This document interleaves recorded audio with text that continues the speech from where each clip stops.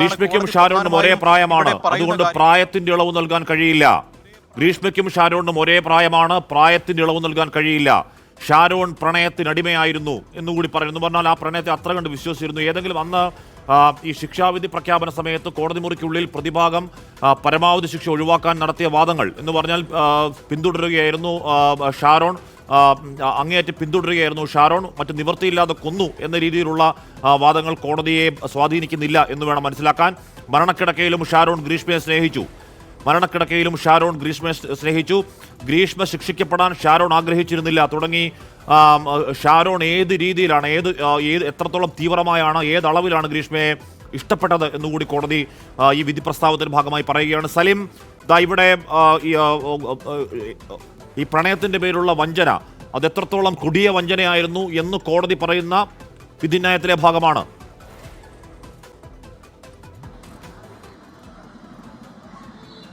ഹാഷ്മി, ഷാരോണിന്റെ പ്രണയം അത് എത്ര വലുതായിരുന്നു എന്ന് കോടതിക്ക് ബോധ്യം വന്നിരിക്കുന്നു. കോടതി അത് എണ്ണി എണ്ണി പറയുന്നു എന്നുള്ളത് തന്നെയാണ് ഏറ്റവും പ്രധാനപ്പെട്ട കാര്യം. മരണക്കിടക്കയിൽ പോലും ഷാരോൺ ഗ്രീഷ്മയെ സ്നേഹിച്ചിരുന്നു, ഗ്രീഷ്മ ശിക്ഷിക്കപ്പെടാൻ ആഗ്രഹിച്ചിരുന്നില്ല എന്ന് കോടതി നിരീക്ഷിക്കുന്നു. എന്ന് മാത്രമല്ല, ഷാരോണിന് പരാതിയുണ്ടോ ഇല്ലയോ എന്നത് കോടതിക്ക് മുൻപിൽ പ്രസക്തമല്ല. ഷാരോൺ ഗ്രീഷ്മ ശിക്ഷിക്കപ്പെടാൻ ആഗ്രഹിച്ചിരുന്നോ എന്നതല്ല കോടതിയുടെ മുൻപിലെ വിഷയം എന്നുകൂടി കോടതി പറയുന്നു. മാത്രമല്ല, സലിം, ഗ്രീഷ്മയ്ക്കും ഷാരോണിനും ഒരേ പ്രായമാണ്, പ്രായത്തിന് ഇളവ് നൽകാൻ കഴിയില്ല എന്ന കോടതി ആ പ്രസ്താവം ശിക്ഷാവിധിയിലേക്കുള്ള ഒരു സൂചകമായി കാണണോ സലിം?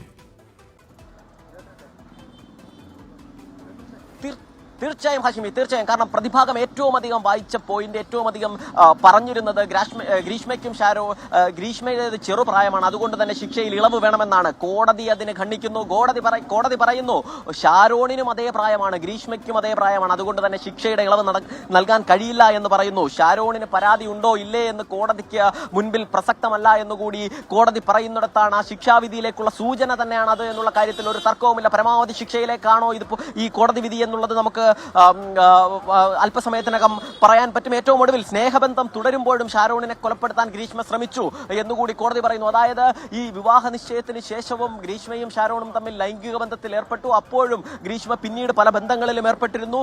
അതിന് പിന്നാലെ ഈ ബന്ധങ്ങൾ ഏർപ്പെടുമ്പോഴും, ലൈംഗിക ബന്ധത്തിൽ ഉൾപ്പെടെ ഏർപ്പെടുമ്പോഴും, സ്നേഹബന്ധം തുടരുമ്പോഴും ഗ്രീഷ്മ ഷാരോണിനെ കൊലപ്പെടുത്താൻ ശ്രമിച്ചു എന്ന് കോടതി നിരീക്ഷിക്കുന്നു, കോടതിയുടെ വിധിന്യായത്തിൽ പരാമർശിക്കുന്നു എന്നുള്ളത് തന്നെയാണ്. അതായത് ഗ്രീഷ്മ ചെയ്ത അരും കൊലയുടെ വ്യാപ്തി എത്രയെന്ന് കോടതിക്ക് ബോധ്യം വന്നിരിക്കുന്നു. കോടതി അത് എണ്ണി എണ്ണി പറയുന്നു എന്നുള്ളതാണ്. 586 പേജുള്ള വിധിന്യായത്തിലെ പരമാവധി പോയിന്റുകൾ, ഏറ്റവും പ്രസക്തമായ പോയിന്റുകളൊക്കെ കോടതി എണ്ണി പറയുന്നു എന്നുള്ളതാണ്.